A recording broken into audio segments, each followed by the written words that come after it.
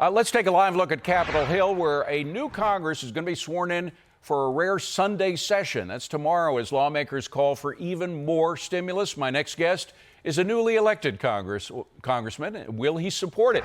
August Pfluger is the Republican congressman-elect from the state of Texas. He is an Air Force veteran. We are very proud of him. He fought and flew against ISIS in both Iraq and Syria. Good to see you, Congressman-elect. Thanks for coming here. Congratulations.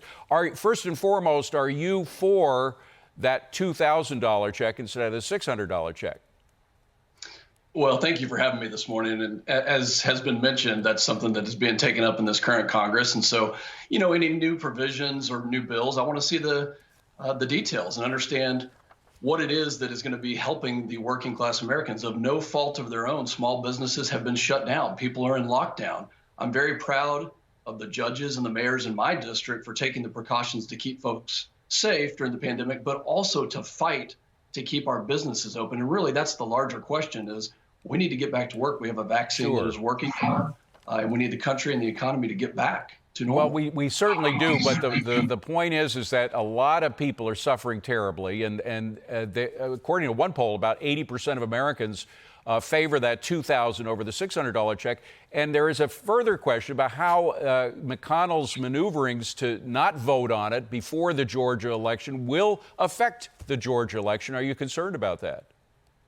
Well, we're concerned about the Georgia election for sure. And yes, you're right. There are many Americans who are suffering that need help, that targeted help, and they need programs like PPP to help their businesses get back to normal. So, yeah, we'll have to see how it unfolds. And obviously, has been stated on your show already, a turnout in Georgia is going to be key.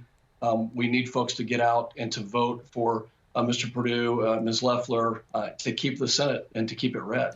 Now, as I mentioned, you are a proud veteran of the wars in the Middle East. You were active for 20 years in the Air Force. You were actually, I believe, still a lieutenant colonel in the reserves. Am I right on that? I'm a colonel in the reserves. That's absolutely right. And you were on President Trump's Security Council. I'm curious, what do you think is the greatest security threat to the United States right now?